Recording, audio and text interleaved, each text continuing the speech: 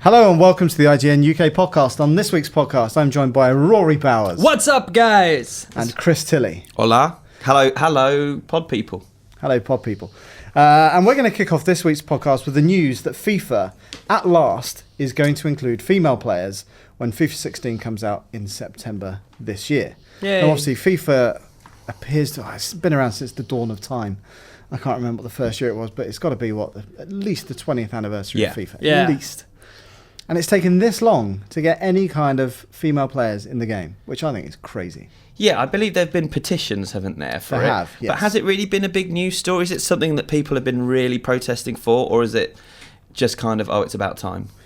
From my perspective, I think if you like, FIFA is not just about top flight football. It's a celebration of football. So therefore, you've got Premier League all the way down to, gosh, I'm trying to think. It obviously doesn't go as low as Sunday League, but you've got so many clubs from so many countries in there. So it almost felt like the one thing that was missing was women's football, especially because it's become much more popular in the last kind of 5 years or so. Mm-hmm. And as an Arsenal fan, I've seen a lot more success from the Arsenal ladies team than I have from the Premier League team, which is kind of crazy. Yeah. But so I think it's really, really good that it's happening at last. Although the one thing is it's worth saying, it's happening in quite a small way. So there's going to be 12. Just a guy with long hair? No, the first Rory, step? actually. Sounds like you haven't read the story, Rory. Yes. I have read this story. So there's 12 international teams: Australia, Brazil, Canada, China, England, France, Germany, Italy, Mexico, Spain, and Sweden. Oh, and the US. Woo! I thought you'd be happy about that. Yeah! America! But bring guns on the field. The important thing about it is that so David Rutter, who's the vice president of FIFA, not FIFA, but FIFA the game. Not the illegal otherwise he'd probably FIFA. be in jail. Yeah. Was saying that the reason they've kind of taken this long is they wanted to do it properly and authentically, and by that it's kind of making sure FIFA the game is solid enough and didn't need kind of the passing needed work or all that kind of stuff. And then also to make sure that if they're going to include female players, that it's done authentically. So rather than just taking what does that entail? Moke-capped Messi or whoever it is they have as their animation, there's actual female players who provided the mocap. Yeah, rather than kind of taking a male skeleton and just putting a wig on it. Which obviously Ubisoft did infamously for, was it Assassin's Creed, I think? Oh, really? Yeah. They were talking about... Oh, no, they didn't do it. Walking this bodybuilding female protagonist. The reason they didn't include a female character is because they would have done it that way. Well, thank God that they didn't. Could they not have just got that guy that did Harley Quinn for the Batman game? They could have got him. That is the most convincing kind of is that swagger? I guess it was a swagger. But, what, did you Well, Harley have Quinn, a squid walk? Harley Splatoon Quinn walk? in both the original Arkham Asylum and Arkham City was mocapped. Really? Oh, man. Ooh. Well, Smeagol wasn't really a little goblin creature. I heard that was a man too. Really? So controversy. We're losing focus. Exactly. So, Chris, you're a football fan. Are you pleased with this? I think it's great news. Yeah. I did think it was interesting. He was talking about the fact that he's got two daughters. Yeah. And they've been bugging him about it. And I genuinely wonder how much that's had to do with it, where he's like... I know how, pester power, Jesus. If it was me, I'd be like, yeah, just have it. Just have it. all girls. But it feels like it's something that, there's been a lot of criticism of Marvel for the lack of female toy. Well, obviously in the films, the lack of female characters. And with the toys, the lack of Black Widow merchandise. Yeah. And I think... Did Mark Ruffalo? Some people have come out and said, what can I buy? I think it was Ruffalo saying, I don't know what to buy my daughters. Yeah. And I wonder if this is what it's going to take, the pressure of daughters on their dads who are in positions of power to finally get people to sit up and stand up for this and make it happen. But hopefully this is FIFA is the biggest sports game in the world ever. Yeah. So the fact that these guys are kind of making that change, and if that was the catalyst that made it happen, or at least with the online petition, then sure, at last. And also, was it 51% of the planet's women? Yeah. The majority of football players are in America, the female football players rather. Right. That's where it's the biggest market is in America. Yeah. That's a huge market for them to tap into if those girls aren't playing FIFA, Yeah. but might consider it now that it's available to them with girls in it. So it's obviously got to be a business decision as well. Well, so that's putting on my cynical hat. Yeah. You are basically unlocking a massive market that you're perhaps excluding already. But why not? Yeah, completely. Even if it's been done for not entirely the right reasons. Yeah. I do have one question though. Could they let the women play in more feminine clothes like they do in volleyball? They could, for example, have tighter shorts. Is that possible? Oh my gosh, is that a genuine question? Yeah. Do you not recognise that quote? No. This is a genuine quote from 2011. Right. Okay, right. My heart was racing there for a minute. I didn't really know. I was like, From a gentleman who's been in the news this week. That was Sepp Blatter said that 3 years really? ago. I remember the whole kind of thing about trying to make the goalpost bigger for when it was held. Yeah, he said female players are pretty, if you excuse me for saying so, and they already have some different rules to men, such as playing with a lighter ball. That decision was taken to create a more female aesthetic, so why not do it in fashion? And apparently, that's not even true about the lighter ball. God. You had that wrong. Oh, is that right? Yeah, that's what. Why is he still the head of FIFA? It's insane. It just made me laugh that this was happening the week that Blatter's in all this trouble because I know. He said the worst things about women football that you can, and he's the head of football worldwide, and likely to be re-elected. Unless yes, something happens by the time this podcast exactly. Yeah, we'll know out by the time it goes live. So he'll be one person that's upset with this news, I'm sure. Well, you don't know what the uniforms are like, so it's one thing I kind of feel bad about it because it's one of those things that I hadn't really taken into account, and then as soon as I saw this story, I actually thought about it and I was like, I can't believe that you haven't been able to play as a girl. But it's something that because I am a guy, every time I play those games, that's just, I'm used to watching the football sport, which is all men. Yeah. I never even considered what it would be like to be a female playing that game and not even being able to play a character of your own gender. It seems like such a prehistoric thing that hasn't been made weird until the change. And is it as big a problem in games as it is in films in terms of a lack of female protagonists in kind of the mainstream media? There are very few. Yeah. There are so many kind of stereotypes. Yeah. The kind of butch white male tends to kind of lead the fray. So, and then even when you do get kind of a reasonably interesting female protagonist, there's a lot of pitfalls and things that I'm kind of afraid that Supergirl might be heading into with that. So I mean, I do struggle to find films and TV shows with really strong female protagonists that I think are badass. So this is it's baby steps, but it is nevertheless a step in the right direction. Absolutely, yeah. But do you think, I guess the standard of the female players won't be as high as the standard of the best male players? Like statistically wise? If it's based on the real life. Yeah, like if Brazil's females played Brazil's males, the males would win. So that's one thing that apparently they've specified is that you won't have male versus female teams because it's just not fair. But in the same way that kind of lower tier clubs aren't as good as kind of top flight. I agree. So my question is, how many people are going to be playing with these female teams against other female teams when, as far as I see, whenever you guys are playing FIFA in the office, everyone's going for the two best clubs or the two best countries? Well, the thing is, if you were going to play FIFA, which team would you pick? If I knew that playing my own club, Crystal Palace, against Arsenal was going to leave me at a massive disadvantage, I'd probably try and play as Chelsea against Arsenal. Because even though I know I will get battered as Arsenal most of the time, I still choose Arsenal. Do you? Yeah. But they are still a top 4 Premier League club. But I know a lot of people who, the reason they love FIFA is because of the authenticity, is because it's not just about the top flight clubs. It's got everything going all the way down. I wonder if we'll be able to get the information then of how many people are actually using the female teams, how many boys are using them, which I'm guessing won't be that many. I'll play as a female team.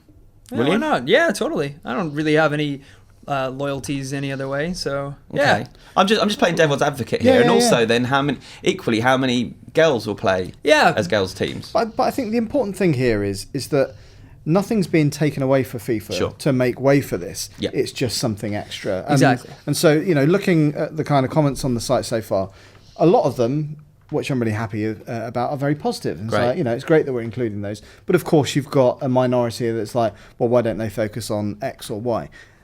And the devs haven't come out and said that, well, we're not also going to improve gameplay and do this, that. Of course they're going to do that. Yeah. They haven't chosen to kind of ignore the main game and put female players into it.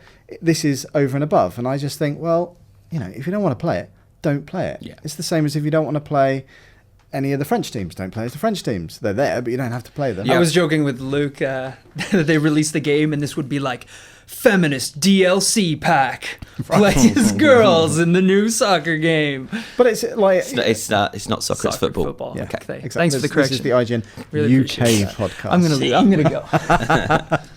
But so I think so only 12 teams to begin with, but there was a reason for that.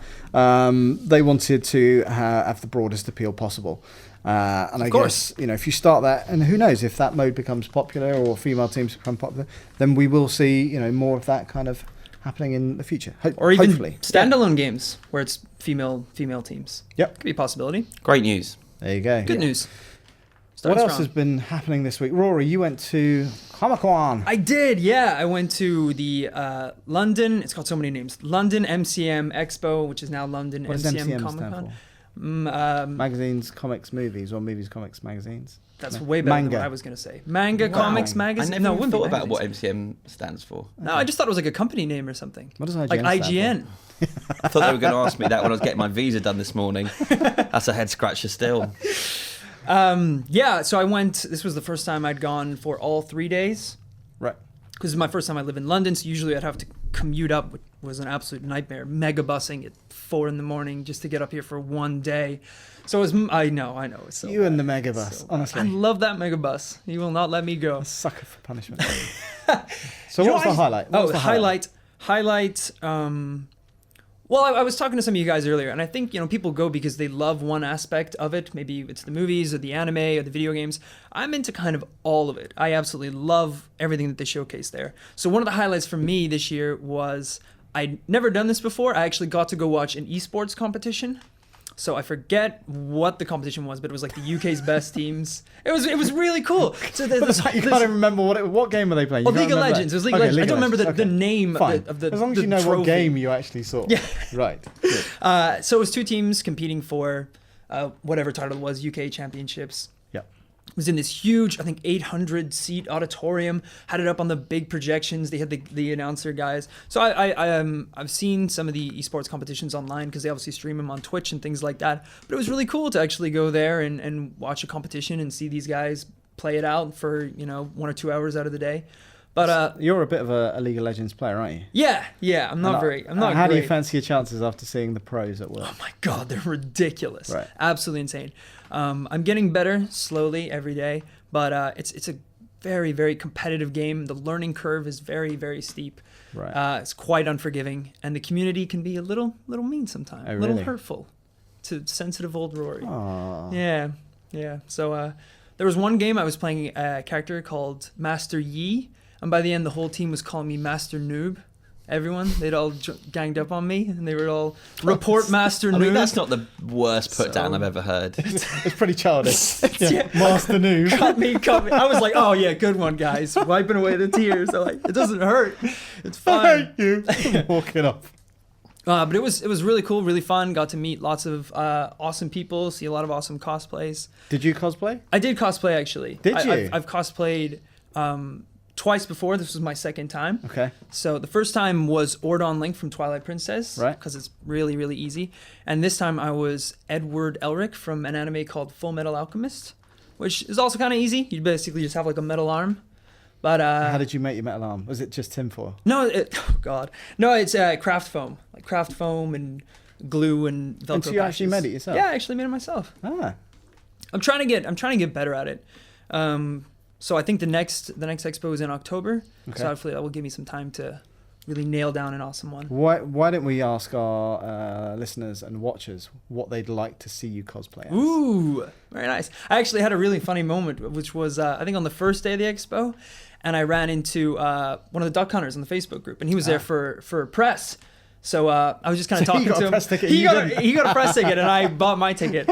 But I assume he thought I was there for the same reason. Right. So he was like, "Hey, like good to see you again, Rory," and like put out his hand.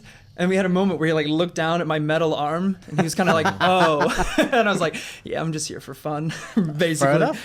Keeping it real. But it was awesome. I think next year I'd like to see you do a video diary as well. Video diary? Yeah. Don't you think? Yeah. Rory's fun day out. I think it'd be quite good. Yeah. I'll just Stick a steal one of the GoPro on IGN mics, but I won't plug it into anything. And I'll just do I'll get one of those selfie sticks and just diary the whole thing. Sounds What good. do you mean you're not going to plug it into anything? What am I going to plug it into? An iPhone? I don't know. It's for show. It's all for show. Pretty good. Did you see any movie stuff when you were there? I didn't actually see any movie stuff. I saw. So you're not into everything. He's into everything apart from movies. Well, I mean, they had a lot of cool props. They had like the replicas of the Batmobile, the car from Mad Max. Yeah, but the Batmobile was from the game. game. Yeah, Right. exactly. The car from Mad Max. That's a movie. Yes. That's a fantastic movie. It is. Absolutely loved it. Alex, you've seen Mad Max, haven't you? No, I've not seen it. No. You should go see it. Thanks. Yeah, it came out in like 1979. I know. No, I know. I've not been to the cinema since Your I was kids are 4. grown up by now, right? 31? Yeah. So they had a lot of cool stuff. They had a lot of panels with voice actors from video games and things like that. And actually, I may be in the Mad Max video game. What? Yeah. Little behind the scenes things. They got everyone in the audience to... There's going to be a villain in it called Scrotus. Yeah. Right. There's a villain called amazing. Scrotus. And they looked at you and thought, Scrotus. You are the voice of Scrotus. Everything about you just says Scrotus. They got the crowd to. There's like a scene where I think a lot of people are chanting his name. Right. So we were all like Scrotus, Scrotus, and then the audio capped it, and they'll put it in the game. Cool. So when you're taking on Scrotus, I want you to be thinking of me. When I'm tickling my Scrotus, Yeah. I'll be thinking of you. Yeah. When you're neck deep in Scrotus, think of this face. I think that's the moral of the story. That's the tagline of my experience. Quickly. I've done a couple of things. So last week I went and tried out some Oculus Rift action. Is this your first time VRing it up? No, but yes and no. I think I did that rugby thing when they brought it into the office. That doesn't really count. No. Well, I'm not sure this does, to be honest. So it was for Ex Machina, the sci-fi film that came out earlier in the year and is coming out on DVD and Blu-ray on Monday. And so to kind of promote that, they invited me to Universal Pictures, just to an office where they had people that had been involved in making the film. Yeah. And then they had, like, you could sit down with Ava, like Caleb, I think, does in the movie. You can't converse with her, though. And it was really just it wasn't done especially for Oculus Rift. Yep. It was footage that was when they shot the movie that they've kind of manipulated. Okay, the guys that did the effects. So it wasn't perfect, really. It was interesting being in the room and being able to look all around what is like a prison. So it's a bit more of like a 3D generated situation than of an actual interactive. Yeah, exactly. And she kind of walks around very slowly and walks down and sits down like she does at the start of the film and then walks. And it was only a couple of minutes, but it was interesting. It gave you kind of a sense of kind of the claustrophobia that both characters feel sitting there. Yeah. But I did talk to a really interesting guy, though, who's called Dr. Adam Rutherford. And he's like a TV scientist, a bit like Brian Cox. He's done lots of documentaries. But he also advises on movies like World War Z, and he was the AO consultant on Ex Machina, and he was a really interesting guy, just talking about, because my question was like, why is it fair on AI that whenever we put them in movies, especially this year, they're kind of a threat, they just want to kill us, they want to destroy us. Yeah.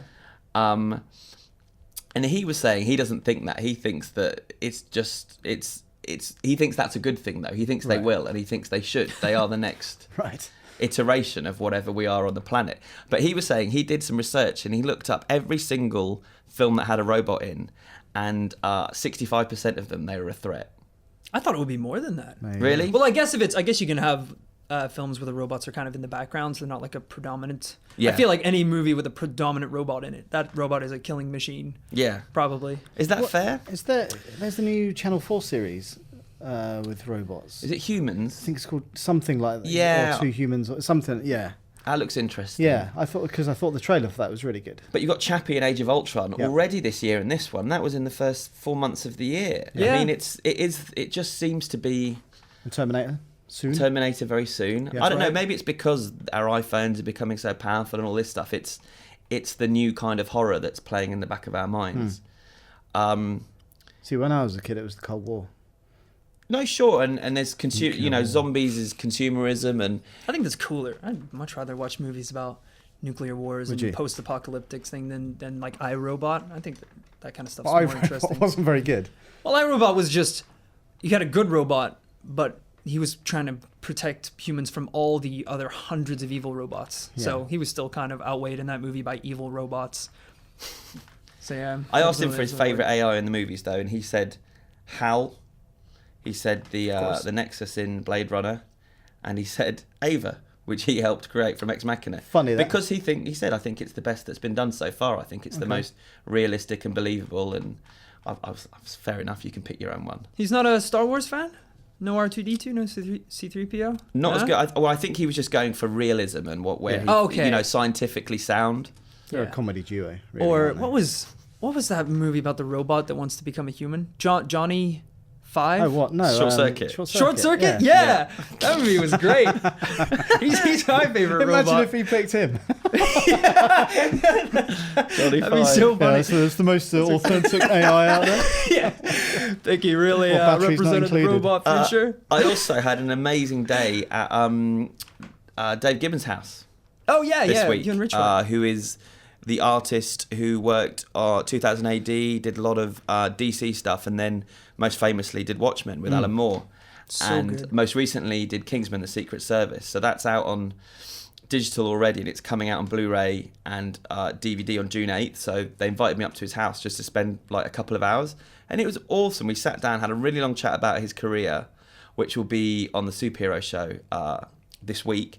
And also he gave us a tour of his office, which is beautiful. He's been there 3 years, and it's kind of, he built the whole thing. He took a barn and just customized it. Yeah. And it was just really cool. And all the little bits of memorabilia he had around. Did you guys film? When We filmed it. He filmed us a little tour, which we'll also probably put as a standalone on the site. Awesome. But all his awards and all his lots of Watchmen art that he's been given, Right. and a piece of original Jack Kirby art that he remembers seeing when he was 6 years old and what inspired him.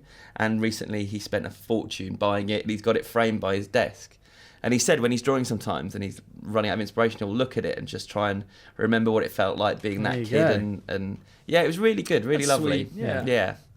So look out for those on the site. Definitely. Good stuff. Well, Gav and I spent the beginning of this week having a chat with Peter Serafinowicz. Yeah, he's in Spy, which is out next week on June 5th in cinemas, and that's kind of like a spy spoof with Melissa McCarthy and Jude Law and Jason Statham. And did you see it? I haven't Gav seen it, saw unfortunately. didn't he? Yeah. I couldn't quite fit it in, but yeah, we spoke about everything from Dark Souls. Big Dark Souls fan. Mm-hmm. He's obviously the voice of Darth Maul, but he's also very, very funny. But don't just take my word for it. Take a listen. So we're here today then, joined by Mr. Peter Serafinowicz. How are you doing, Peter? I'm all right, thanks. How are you? Yeah, it's good. It's a very early start for you this morning. Well, no, not really. Okay.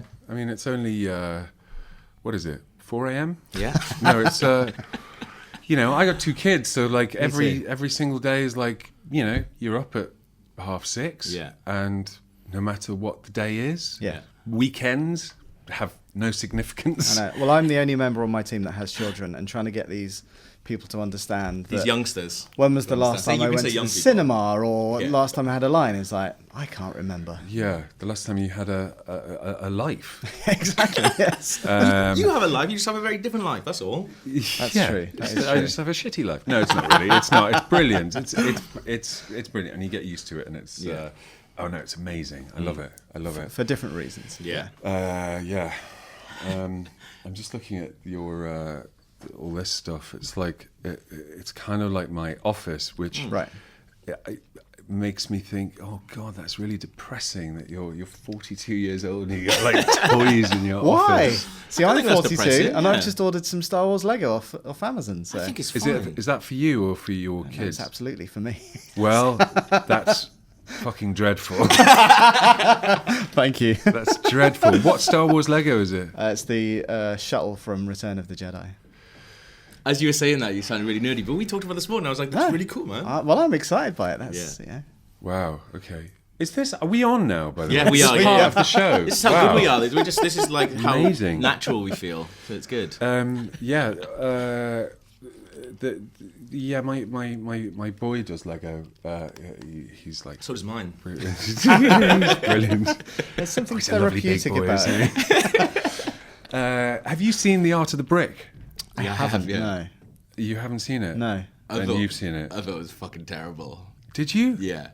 Why? I loved it. Did you? Yeah. What did you like about it? I liked everything about it. I hated the plaques that he'd written for it. I thought they were just really terrible. There was one that was just like, this is what I think. This is what I used to think. I used to work in an office, and this is what I think. And it was just a man with a tie with his chest open. Yeah, I know. It was there were those things like that. Okay, I get it. But like, did you watch the little film that he'd made before? Yeah. And I think, you know, to me, all that stuff was he was talking to kids, and I liked to sort of strip away any of the cynicism. He just seemed really, you know, it's kind of refreshing to see somebody, an artist, who's like sort of genuine and saying these, you know, I know what you mean about those plaques, and it just really made me laugh. It sounded like something from sixth form, like a sixth form artist. Yeah, a bit, but it wasn't all like that. Yeah. And there was a big T-Rex in one of the rooms. There was an amazing T-Rex that had to be like suspended with strings, like a real, you know, like a real one in the museum. Right. And because it was so big and heavy and dangerous. Yeah. And but there were some things that he did that were. I mean, I love those photos that he did. Did you see those photos where that one of the? It was like he had like a big blow up of you know, some photo of like a guy like standing by the side of the road in like America somewhere, and then there'd be like a dog in the picture, and then but you look closely, and the dog was made out of Lego. Right. Everything else was like actual, you know, made out of, you know, atoms. And I mean, I know Lego's made out of atoms, but you know what I mean. I know it was exactly like what you mean. the human was made out of whatever humans made out of. Yeah. And that was pretty cool. And then he had the sculpture of the Lego thing in the, you know, I don't know. I loved it. He was great, man. Yeah. Well, there's no Lego in Spy the movie, which is a nice little. Like, there was some. There was Is it some Lego? in my pocket. Okay. Well, it my connects perfectly trousers. then. Yeah. Yeah. I mean, made you don't onto see it, camera. but if you know Lego, you'll be able to sense it that it was there. Just the slight bulge in your pocket. Yes. What was it, a 4x2? Yeah. It's like, what do you call them? What do you call them? Like a fora, a wanna. I don't know. There probably is terminology. Oh, yeah, definitely. I don't know. Yeah. I don't know them, unfortunately. I was reading something about somebody had analysed Lego faces, right? Right. And they'd said that there was like a huge jump in the proportion of frowny faces compared to like when Lego first started doing them, or like when like in the 80s. Yeah. Okay. Yeah. I guess like the whole thing of like licensing and all the sort of Star Wars Lego and all that sort of stuff is a relatively recent thing. It was only really the 90s, wasn't it? When that kind of kicked off, yeah. Started doing that, but I thought that was interesting. You know, like a lot of my boys' Lego, you know, is like all angry faces. Yeah. You know. I know you quite often get happy face on one side and sad face on the other, so you can choose. Yeah. That's like my face. Yeah. I wish I could do that. Yeah. I mean, my happy face, you know, I haven't used it for ages, and I've just let hair grow all over it, and I can't be bothered to shave it like many people, you know, and so. You did quite a lot of voices for Lego City Undercover, right? Yeah, I did. I played. I think I played 3 characters in that, and that was a really great job because it's so nice to do something that you really that you think, oh wow, I would love this, even if I wasn't involved in it, you know, and I do love it despite being involved. You know, I think it's you played the game, Yeah. It's a great game. It's really funny as well. Just really, it really funny. really is. Yeah. The guy who wrote it, I can't remember the guy's. Is it Graham? Yeah, Graham Goring. Yeah. So he's a really funny, smart guy. His podcast is really funny as well. He does a really good podcast. I didn't games. know. Oh, does he? It's really good. Do you know what? I should listen to that. Yeah. And he was a really funny guy. Yeah. And anyway, and I always thought those Lego games have always had a tradition of being funny. Yeah. For whatever reason, they just. You know, they put an importance on that. You know, I mean, a lot of games purport to be funny. You know, and are not. Very few get it right. Yeah. Very few, but all the Lego games, even the ones before they spoke, the Star Wars ones with the little mute vignettes at the end of a level, always were funny. Yeah. The little Indiana Jones Yeah, spoofs, they're really and you know, Yeah. they were great. Yeah. I love them. They're really, really excellent games as well. And, Yeah. and I would have loved them as a kid. Yeah, my definitely. kids love them as well. Did you get to go to the studio and see where it was made? No. Maybe I did. I did once. Yeah, I did. I mean, it's it's kind of it's basically just a lot of people at computers. Yes, Yeah. Well, that's it. When you've been to one Yeah. video game studio, you've kind of been to them all. At this one though, they actually have two guys. So we went to see them being made, and it was like a nice room. But they actually have two guys because everything in the game has to be able to be built by children. Right. So they actually okay. have two guys from Lego who the designers will come up with an idea for a car or a character, Right. and then the other people will have to go, oh, hang on, let's see if we can make that. Yeah, we can make that. You can check it in. Wow. That's brilliant. Yeah. Yeah, I love that. And it's funny that they haven't done a Minecraft Lego game. Or have Minecraft they? Lego is coming. Is it? So yeah. Oh, I okay. think it will be. Yeah, because they did the actual physical sets. They did the Yeah. physical set, Yeah. which is good. Yeah. It's sort of good. I mean, I for some reason I just never got really into Minecraft. Same here. Yeah. And it looks. I mean, for some kids, it just captivates them Mad, yeah. completely. Yeah, my nephew has just spent Yeah. hours building kind of crazy stuff in it. Yeah, I had to get into it because of a friend's kid and she was like, I don't know what I'm going to do, so you need to play this. So I had to get into it because of that. But like, if you try and play it yourself and then you try and play it with a little kid, trying to play with a little kid is the best because they're just like, no, I want to do this, no, I want to do that, like, and they're just going off. Yeah. But yeah, the level of sort of intricacy is really good. That's kind of what I mean, for me, it's not about building the world. I like to be in a world and just It's already been done. Yeah. mess around Yeah. in it, Yeah. That's why I like with the Grand Theft Auto games, like I just got, because I play on the PC. I play on the PC and, but I have a PS4 as well. Yeah. But I just got Grand Theft Auto. Yeah, it is 5, isn't it? Yeah. And that's, I mean, technically that's just, it's really quite staggering, and I Yeah. love it from a sort of nerdy point of view. Yeah. Of like, this is such a well realized Yeah. world, and Have you been to LA since playing GTA 5? Because that's mad when you start walking around streets and things. I got lost in a car in LA and then found my way by remembering how to get to Griffith Park Observatory in Grand Theft Auto. so is which it based mad. on actual LA? Some bits are, yeah. Some Compressed are, down, yeah. but like Santa Right. Monica is kind of, I think it's called Vespucci Beach in the Yeah. game. But yeah, and like recognizable landmarks. You've got the hotel on the front, which I forgot what it's called, but that's Yeah. there. It's all. I'm friends with Will Arnett, who is a gamer as well, and Yeah. like I remember a few years ago there was a driving game that was set in London. Right. What would that have been? The Getaway, The maybe? Getaway. Yeah. And I think I remember him, and it was, and one of its sort of features, its selling points was like it had like a sort of accurate map Yeah. of London Yeah. in it. And Will had been playing that and was using his knowledge of that to get around London. Did it work? He well, unfortunately, robbed a bank, and he's only just got out of prison. I mean, he's escaped. You know, he's escaped. But Oh, fair play. That's yeah, right. Then, yeah. well, unfair play. But yeah. So yeah, what were we talking about? Yeah, but I love those Lego games, man. Yeah. I would have loved those as a kid, and it's kind of like it's one of the brilliant things about getting old and being of the generation that we are, Yeah. and having video games, which have been like, you associate them with being a kid, and like many people still do, you know. Yeah.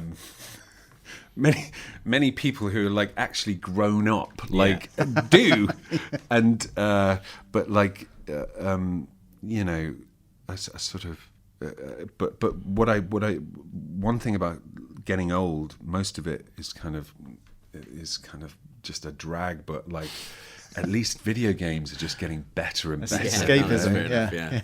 They're pretty great, you know. I mean, there are, it's like with everything, 90% of everything is kind of crap, but more and more people making them, and you know, I mean, you know, I'm crazy about like Dark Souls, Bloodborne. And, So Bloodborne's been big for you this year, then, I'm guessing. Yeah, it has. I mean, I've had quite a busy year, like with work and like just, you know, just kind of life stuff. Yeah. You know what it's like. You know, life. Yeah. You know, Gets in the way. yeah. Yeah, you keep popping out babies. So I really haven't. I haven't been able to play like much of it, but. I've still managed probably about like 2,000 hours. no, not that much, but like, you know, I get to play it when the time I get to play it is like, all right, I think it's like the end of the day, it's like midnight, and I think, all right, I can have an hour of Bloodborne, but that will come off my. I've still got to get up at like 6:30. Yeah. So And an hour of Bloodborne is nothing either. So it's really not. So obviously, I'm talking about like 2.5 hours, and then I have to subtract that from the day because that's how much more tired I'm going to be during the day. But it's pretty beautiful. Yeah. And I have this fantasy that if I suddenly was a billionaire, I would pay Miyazaki to and his team to just do more and more of those games. Yeah. And I would release them for free, but I would play them first, right? Okay. So I would like play them for like a day, and then I would release them for free. So what is it about those games that you love? Like, bearing in mind, like, because time is my kind of most precious commodity for children. And, you know, I know people that will spend 7 hours on the same boss, whereas you can finish entire games in 7 hours. What is it about those games that you think, well, I'd rather spend, you know, more 1 hour on the same boss? I don't know, really. I think it's something to do, well, first of all, like you know, I have a life and a busy life, and I have kids and a wife and a job. Yeah, you know. And we actually used to play video games together. Right. Okay. I mean, you know, before we had kids, but like we played through like Wind Waker together. Oh, wow. Right. And Resident Evil 4. Yeah.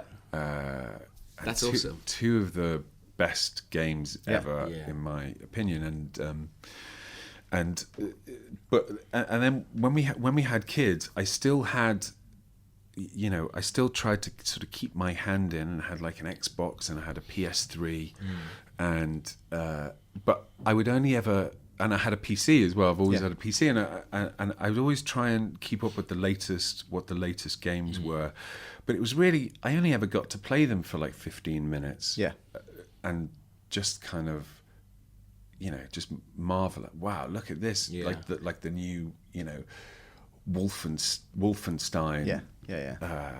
Thinking, oh God, this is just great. Yeah. Anyway, I've got to go to bed now. You know, by the time it's installed. Yeah. But for some reason, when I got Dark Souls, and when that sort of clicked, it was like, I just found myself kind of, you know, doing that thing of mesmerized by the worlds, I think. Yeah. And just trying to, not like having so little time, and somehow it's basically at the expense of sleep. Yeah. Right. Just preferring to spend my time in this sort of and a thing about it I've talked about before, and other people have had a similar thing, is like, if sometimes I go through little phases where I can't get to sleep, and I think lots of people have that, and I would go to bed and think about running around in Dark Souls.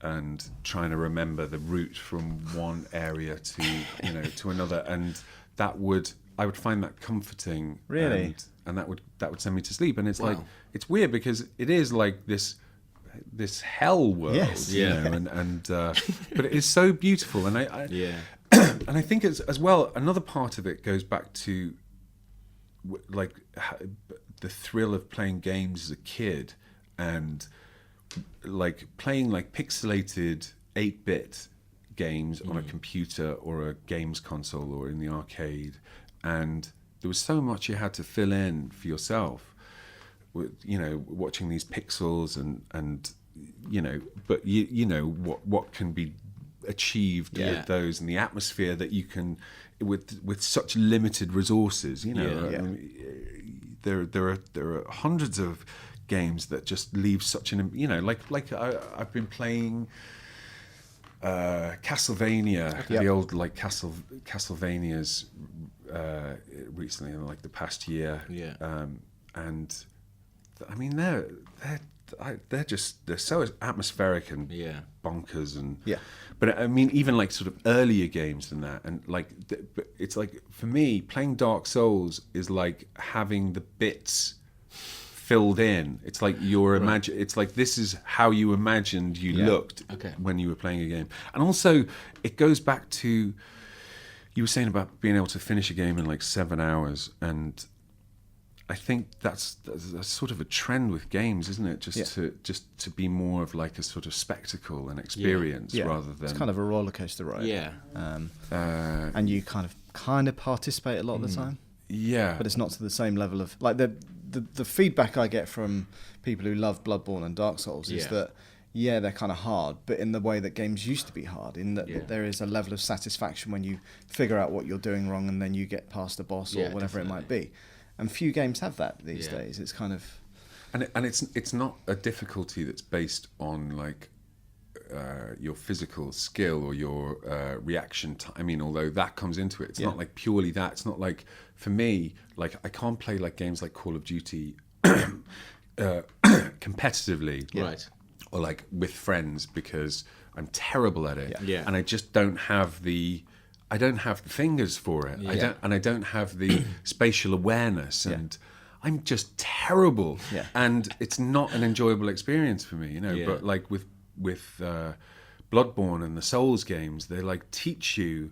It's like it's more of a holistic sort of it's like an intelligence test. It's like a physical test. I'm rambling now. No, anyway, definitely. I know what you mean. Yeah. And the satisfaction of it, I don't.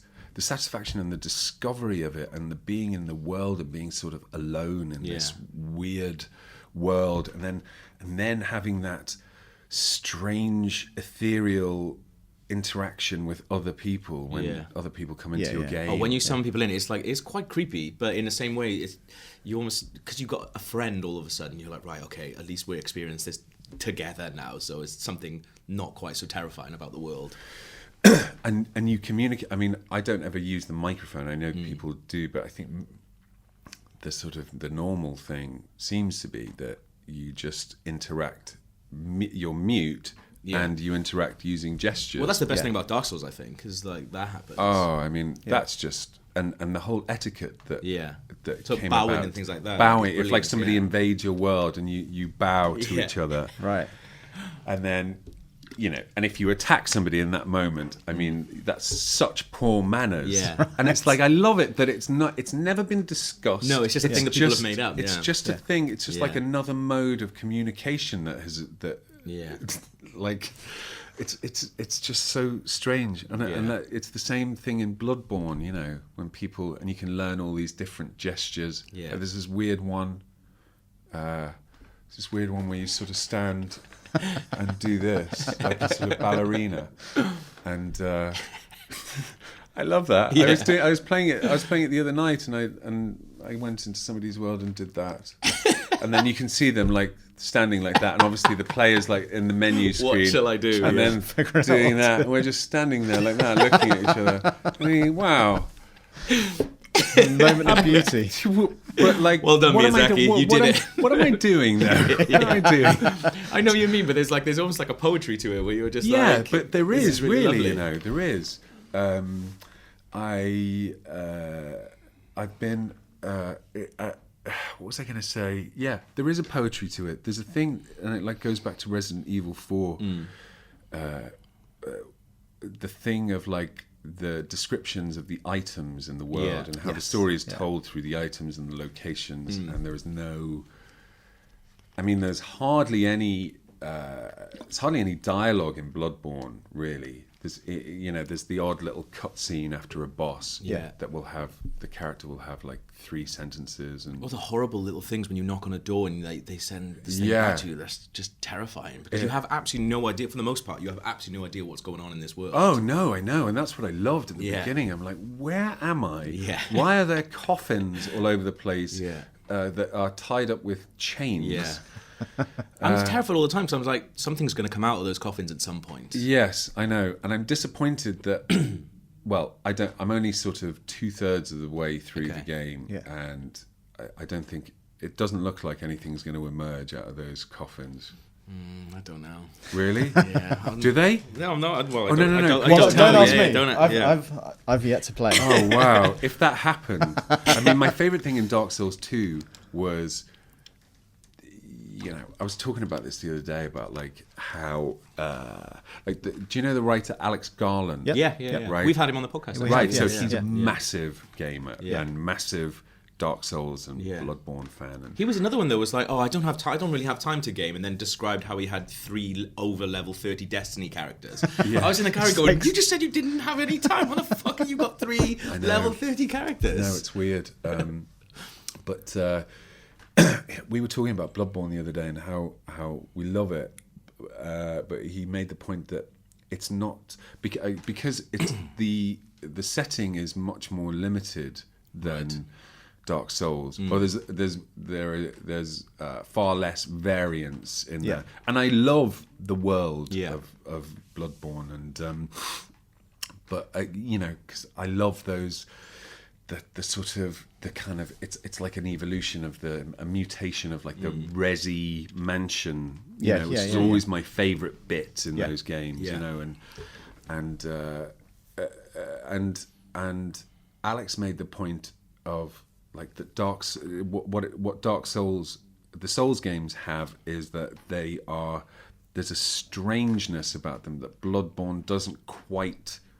It has a bit of it, but like.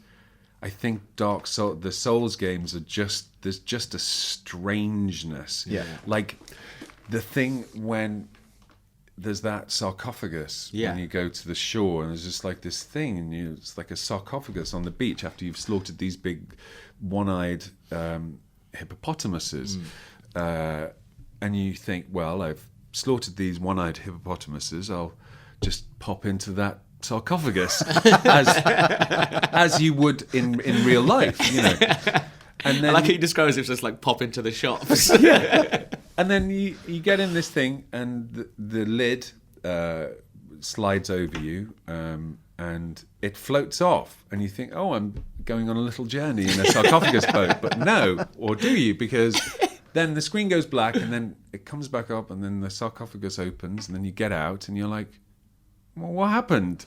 Was that a trip? And I'm just I'm not party to, did I black out for the entire time? And the first time it happened, I was like, well, what was that all about? Anyway, and I'm going along and I'm fighting somebody. And I'm thinking, my walk is a bit different for this character. It's a bit more sassy. And then I realised this is a sex change coffin. Right.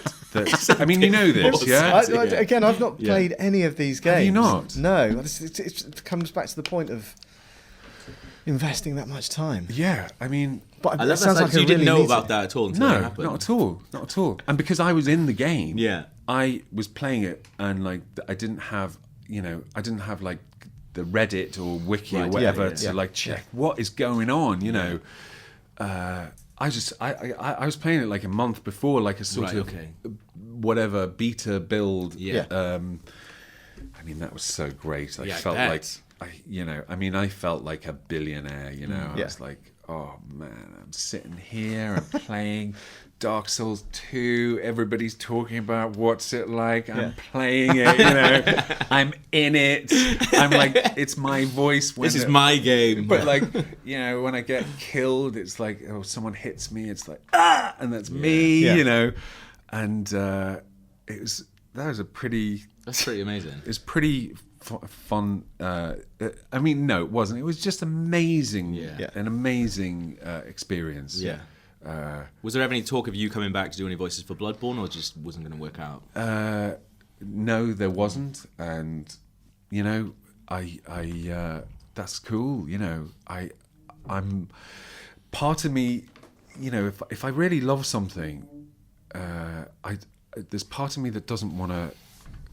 You know, it's like I'm in a position where, like, if like, how can I describe this? Okay, so like, okay, right, Dark Souls is like, I love this game, and I think, well, they have like voice actors in this game, right? And I'm a voice actor, so I could be in this game, and like, wouldn't that be cool? But on the other hand, it's like, I love it so much, I don't want to break the spell for myself, and also I don't want to ruin it by, like, if I do a performance that's like not, you know, it's a bit off. Like I did years ago. I was in I'm Alan Partridge. I was in an episode of I'm Alan Partridge in series 2. Yeah, and that's one of the classic comedy series of all time. Yeah, and it's like, for me, it's up there with Fawlty Towers and The Office. It's like, it's just, I could watch that series like forever, you know.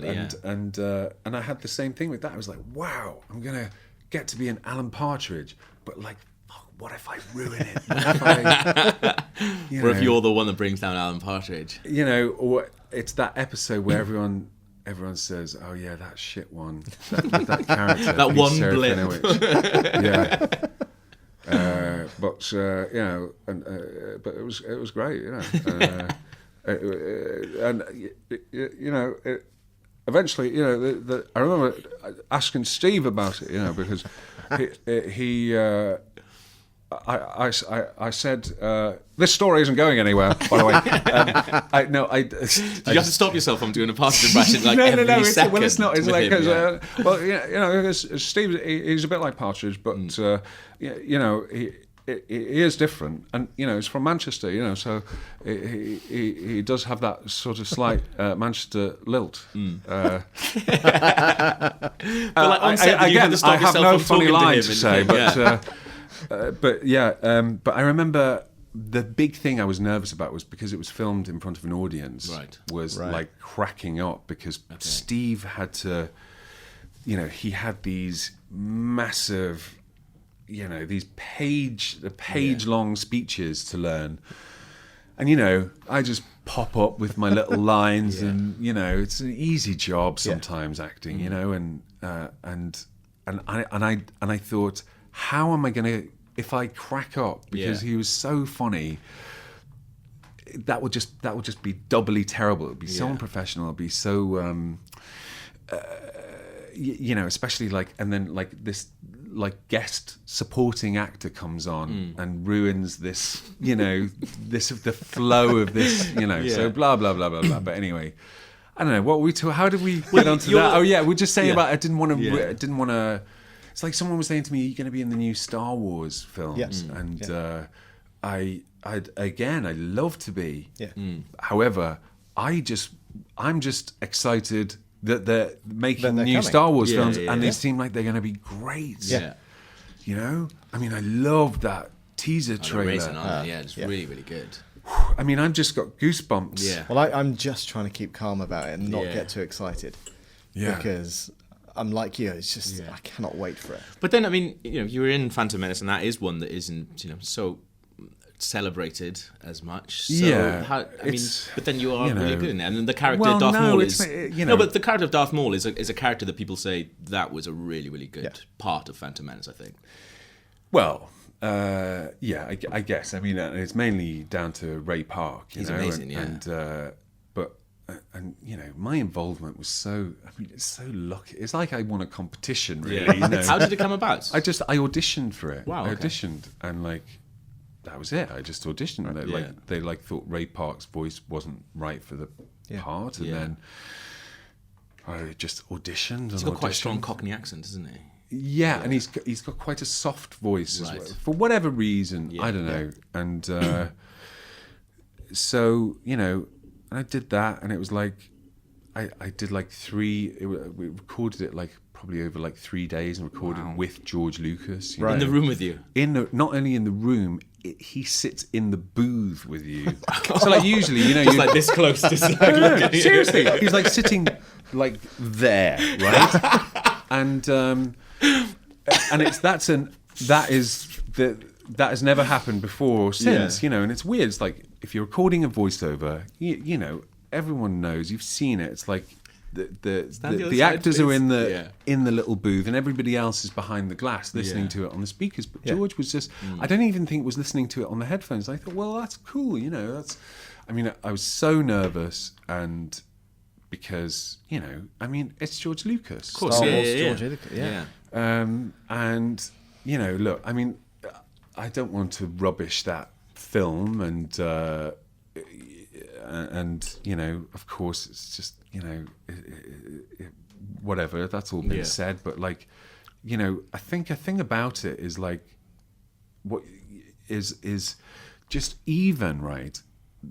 His world, the world he's created, and the characters that he populates it with, and the names he gives things, that's fucking amazing. Anyway, that's like, even in the Phantom Menace, all the characters have just got, and you notice it as well when you're playing like the Lego game where you see the toys or whatever, and you think, oh, I remember that like character that had like one line, and it's got a really cool name, and you think, wow, George Lucas is amazing at thinking of names.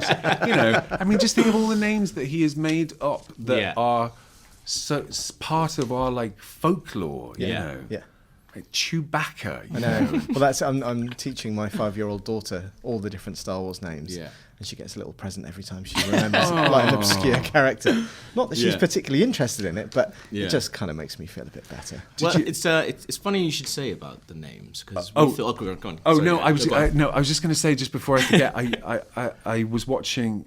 Do you watch Game of Thrones? Yes. So you up to date? Yes. Yeah. The latest one with Jorah and Tyrion was like, and I don't know whether it was intentional, it was like C-3PO and R2-D2. Oh, definitely, It was, wasn't it? Yeah. It's really funny. Like, they've got a really good little rapport going on. Yeah, I love that. Yeah. Yes. And you've got to think that's probably intentional as well. I guess it is. Yeah. Although I was expecting him to say something a little... what was the thing?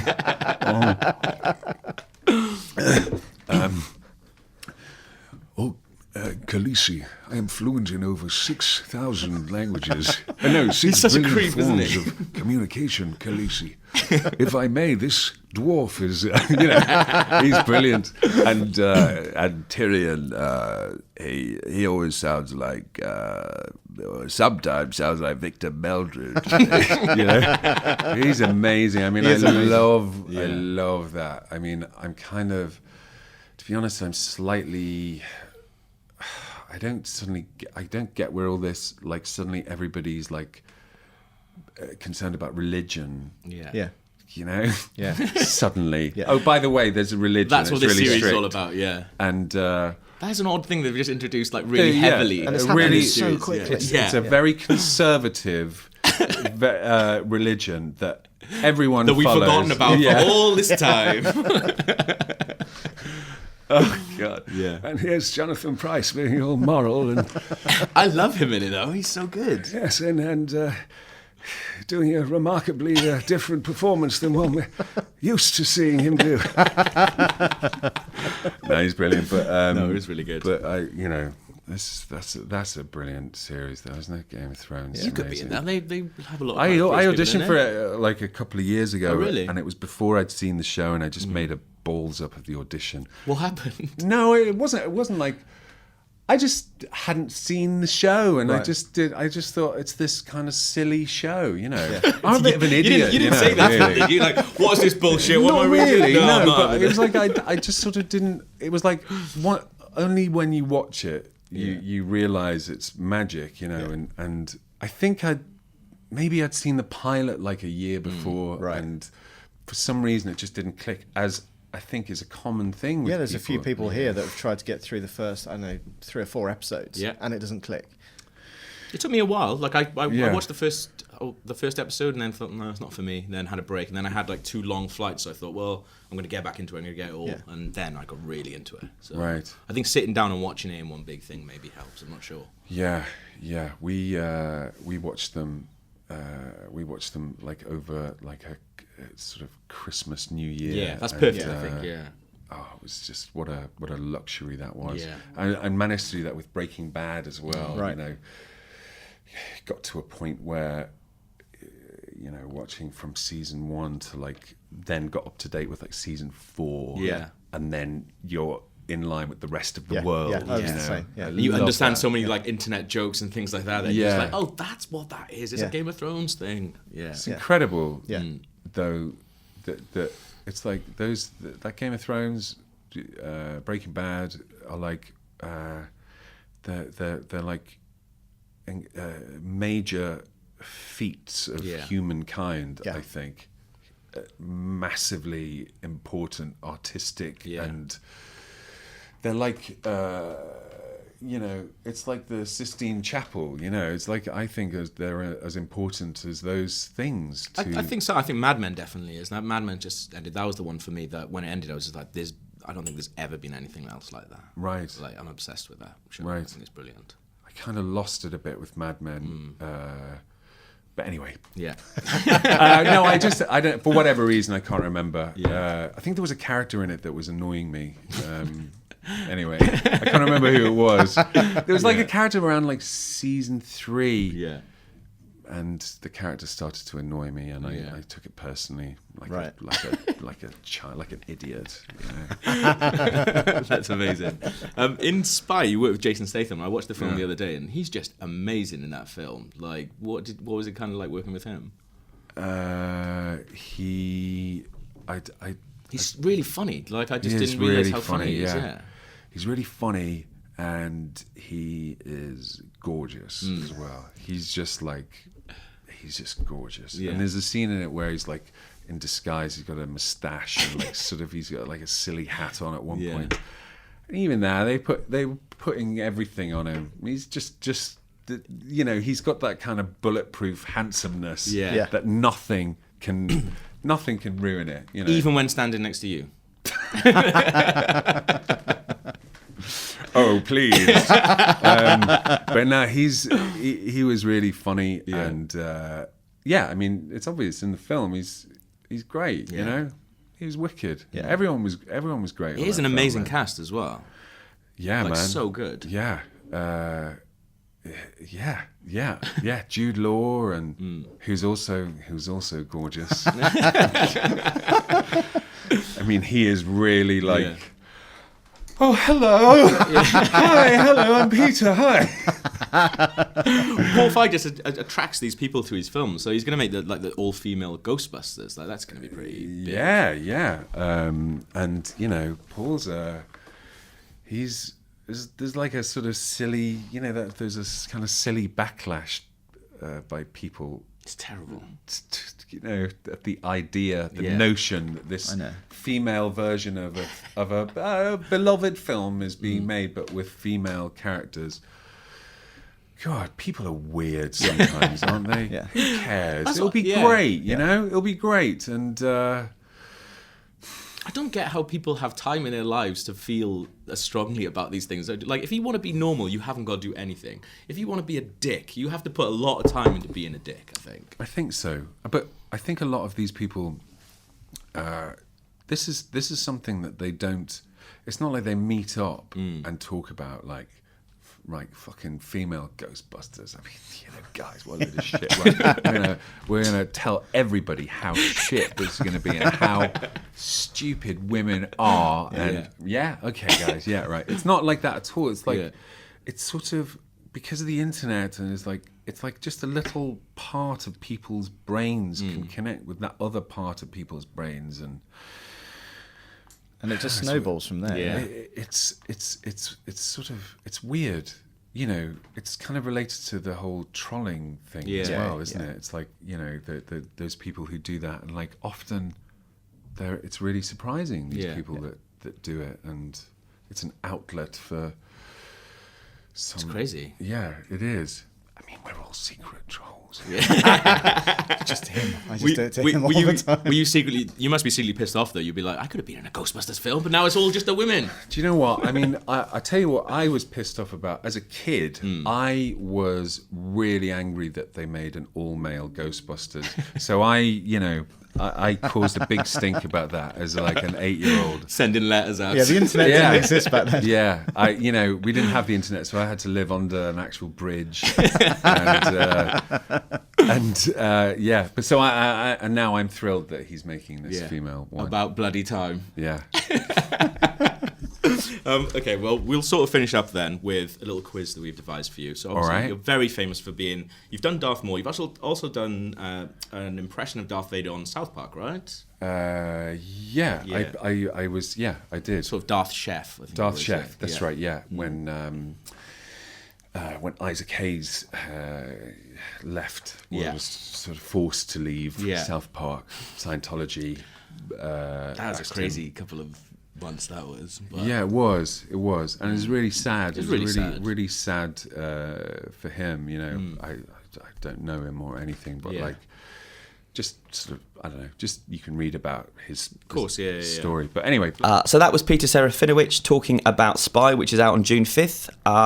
But what is out this week in the games world, Alex? Not a huge amount, but finally Splatoon is coming out on Wii U. Yes. Big Nintendo fan, Rory. Huge Nintendo fan.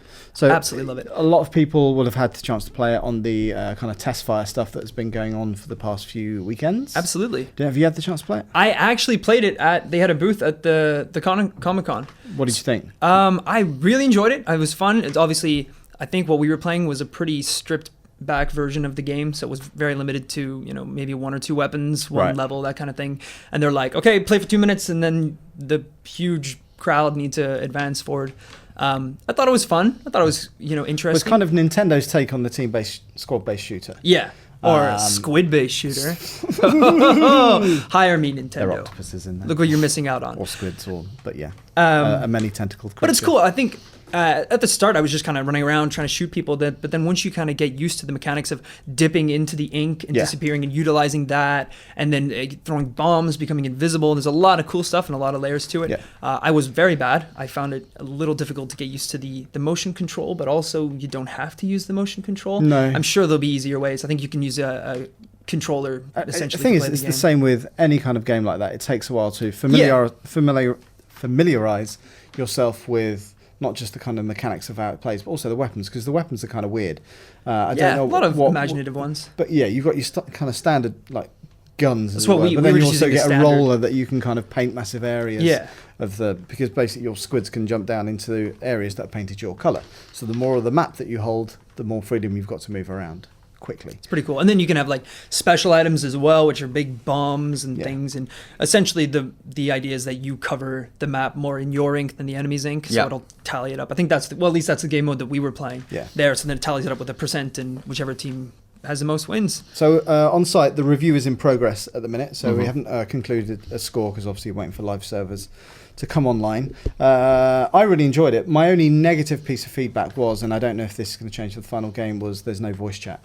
Yeah. Which in a squad-based shooter where you're working with somebody else, you want to be able to communicate quickly. Absolutely. Well, I think it's something that... But maybe they'll add. I play a lot of online games with friends and things like that. And obviously Xbox makes it easy because I actually just run Skype on my Xbox.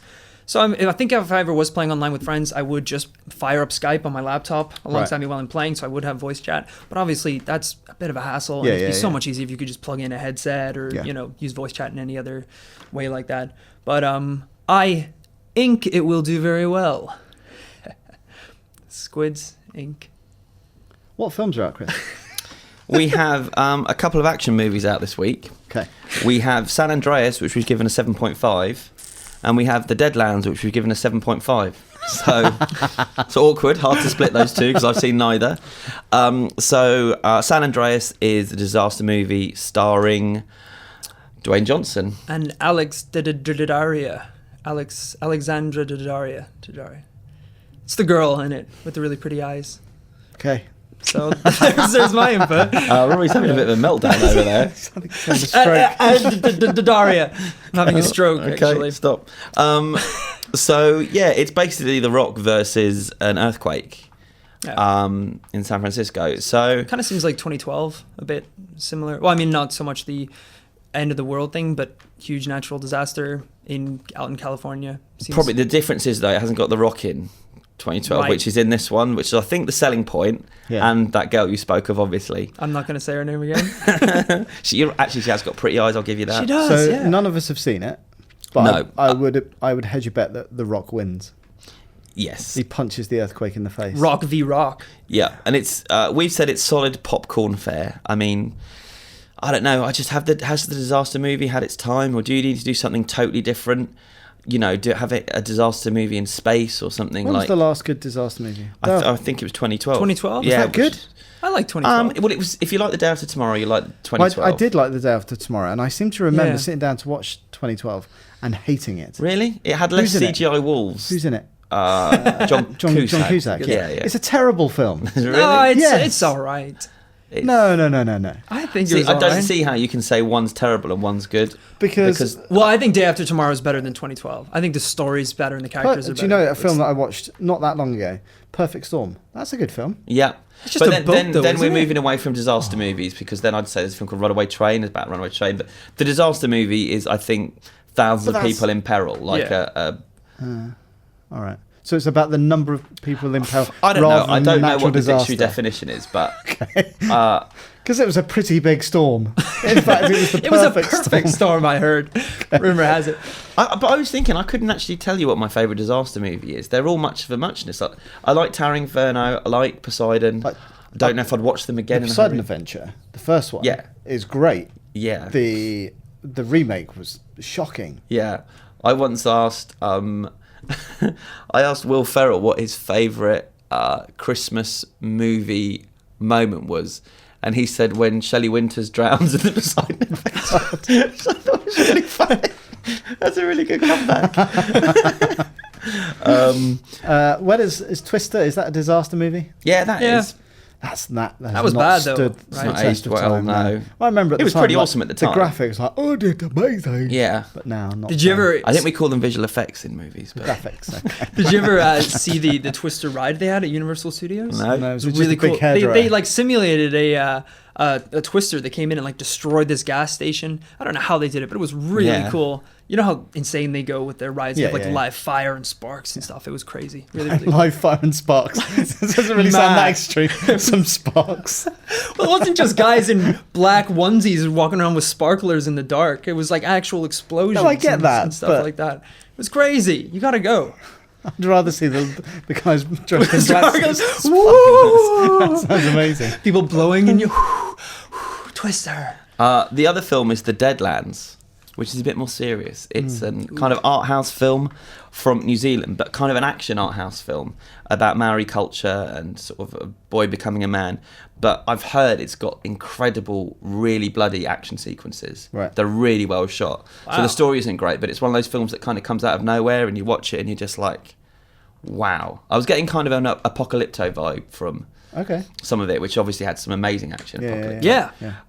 So I guess if I was going to pick one of them this week, I'd support the smaller film, The Deadlands, but everybody will probably just not listen to me and go and see The Rock. Or they're going to see Mad Max again. Or go and see Mad Max again. Please do that. All right. Fantastic. That's it for this week's podcast. Awesome. Thank you for joining me, and also thank you for listening. Thank you for watching. We'll be back same time next week. Until then, goodbye. Bye-bye.